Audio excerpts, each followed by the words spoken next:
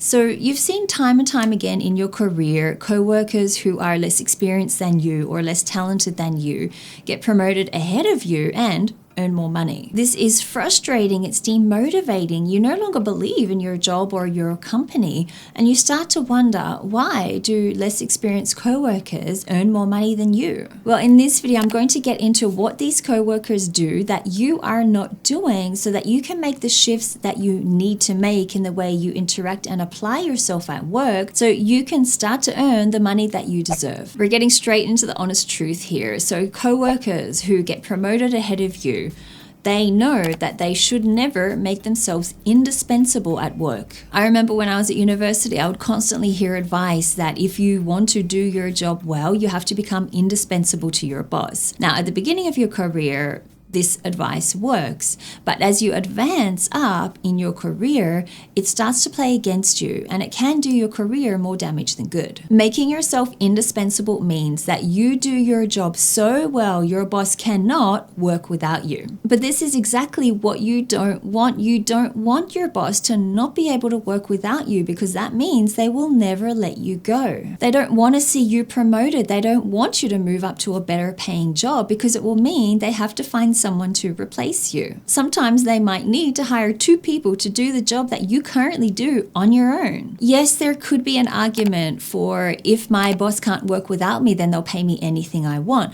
But in reality, this doesn't happen. In most cases, they'll just make false promises, which I will talk about later on in this video, and drag their feet when it comes to giving you a pay rise. Coworkers who earn more money than you know how to ask for more challenging projects so they can upskill themselves and be eligible for higher paying jobs. They're vocal about their desire to take on more challenge or to take on more responsibility because they know that their boss won't give them these things unless they ask for them. Most of the time, your boss will be thinking about their own job or their own career progression. They won't be thinking about yours. They won't be looking at you and thinking of how high potential you are or how they can help you advance. Then there's other bosses, just like how I talked about in point 1, they won't help you advance because they don't want you to leave. So the lesson for you here is if you feel you are ready to take on more additional projects or more responsibility, tell your boss about it. Ask them if they have any additional projects that you could work on, any more challenging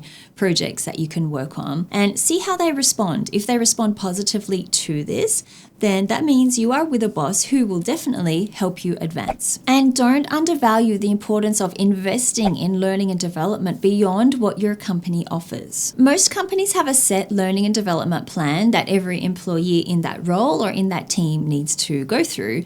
But this neglects the personalization of learning and development that is so important because every professional is different. You all have different education, background, experience, strengths or weaknesses, and also desire to advance, which means that the learning and development plan for you should be different to the colleague who sits next to you. But since most companies don't offer this personalized learning approach, it's really up to you to take charge of your learning and decide what you need to learn to achieve the goals that you want to achieve. So when you are thinking about your career path and future positions that you might want, I encourage you to spend some time researching those positions and identifying the skills that are important in those positions, and then start to learn those skills, start to develop those skills right now. There are so many resources available now for learning. Some are free, some are paid. You can watch YouTube videos to learn new skills. You can read books, you can listen to podcasts. You can even enroll in online courses to advance your skill and advance your learning. If you want to check out the online courses that I currently have, they're available on Udemy. I will put links to all of those in the description below. Less experienced colleagues who earn more money than you, they do so because they actually ask for a pay rise. How many of you watching have ever asked for a pay rise at work? I've heard so many stories of people who wanted a pay rise, who asked for a pay rise and they got a pay rise. And I'm talking about pay rises of like $10,000 or $20,000 a year. I've also heard many stories of people who wanted a pay rise but never asked Therefore, they never got one. It's like anything in life, you'll never get it if you don't ask, and pay rises work exactly the same way. Your company will be very happy to continue paying the rate that they are paying you right now if you are not vocal about being paid what you are worth. What I recommend to you is if you have been in your job for 12 months or more, if you perform your job really well, if you ace your performance reviews, and if you are an integral part to your team, then it could be a good time to ask for a pay rise. And if you are indispensable to your boss, then you could use this as leverage to start to negotiate a pay rise with them. Promotions and pay rises are often given to people who know how to play office politics. You only have to look at the comments of my video, Why High Performers Don't Get Promoted, to hear stories of people who've been promoted because they are favorites with their boss or they're best friends with the boss. Keywords like favoritism, popularity contest, or the word on the screen right here, variations of it, which essentially means to flatter someone to gain approval or to gain the attention of them.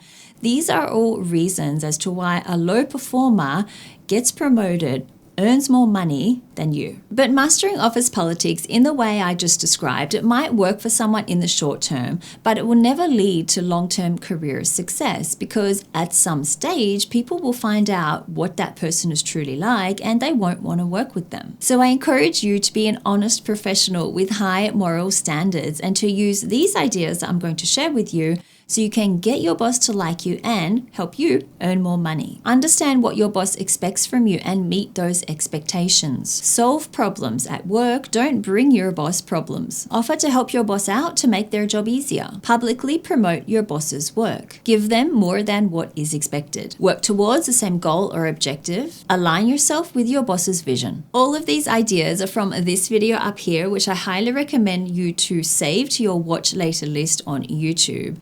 And if you want to check out the book Dale Carnegie's How to Win Friends and Influence People, this is a classic book on building people skills. And if you learn these skills, they will be an integral part of your work life and they'll really help you to develop a good relationship with your boss and with others at work too. Colleagues who are promoted instead of you and earn more money have often demonstrated leadership and management skills before they get promoted. This is how their boss or others in upper management can see their potential and know that they're capable or ready for a management or leadership position, which essentially helps them to earn more money. You see, every promotion decision is a risk. Companies don't want to promote someone and then later on find out that they need a lot more training in order to do the job well. This slows down progress, it slows down projects, and it also costs the company a lot of money too. So to avoid this, companies will usually only promote people when they're about 95 to 99% sure that that person can do the job well. Of course, they are often prepared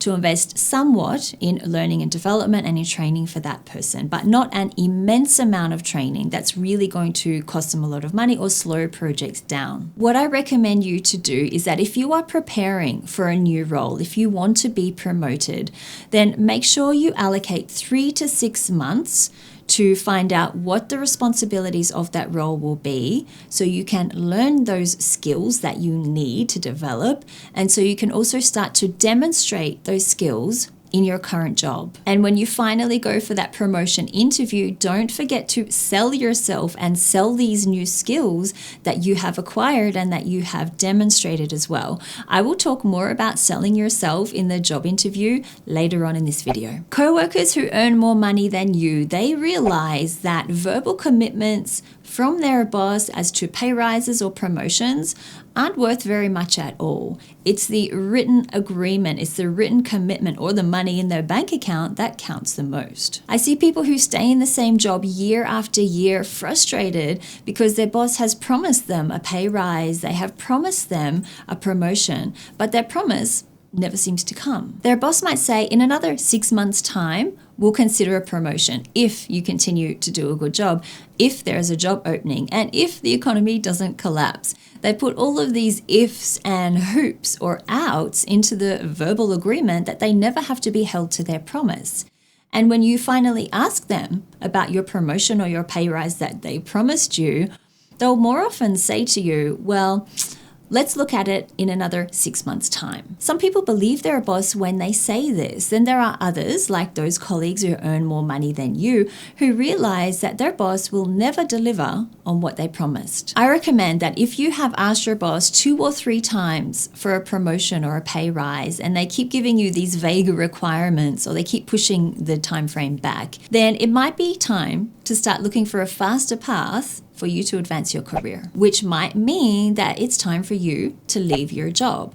Now, I don't say this to you lightly, but there might be a chance that you're stuck in a job where you have no future career. It could be that you are fantastic at your job and that your boss loves you, but you're pigeonholed in that role and you can't move up. It could be that the verbal promise of a promotion or a pay rise just keeps dragging on and you realize you are never going to get promoted. It could be that the corporate politics in your company are toxic and you don't want to play that game anymore. Or it could be that your boss doesn't want to invest in upskilling you or giving you challenging projects, so you can't advance in any way. And in this situation, moving on is the only way you're going to open up the opportunity to earn more money. Like I said earlier in this video, one of the things that co-workers who earn more money than you know how to do is to sell themselves in a job interview. When they land a job interview, they're no doubt nervous and stressed just like you, but they don't let those nerves or that stress get in the way of selling themselves during the interview, because they have planned and prepared for the job interview, so they know exactly what they're going to say,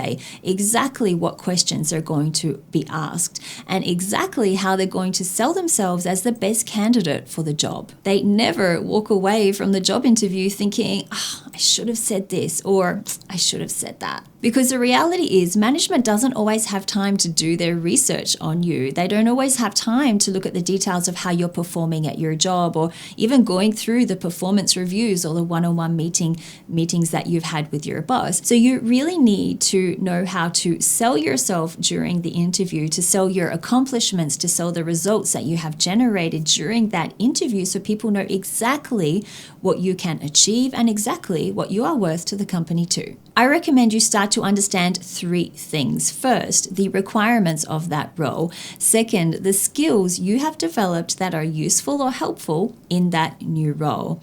And third, the unique value that you have compared to other people who are going for that role. And you need to know how to talk about all of those things during the job interview in a way that makes you sound capable, confident, and ready for that promotion. If you want to dig deeper into how to sell yourself in a job interview, then you need to watch this video up here. Thank you so much for watching, and I will see you next week in another video.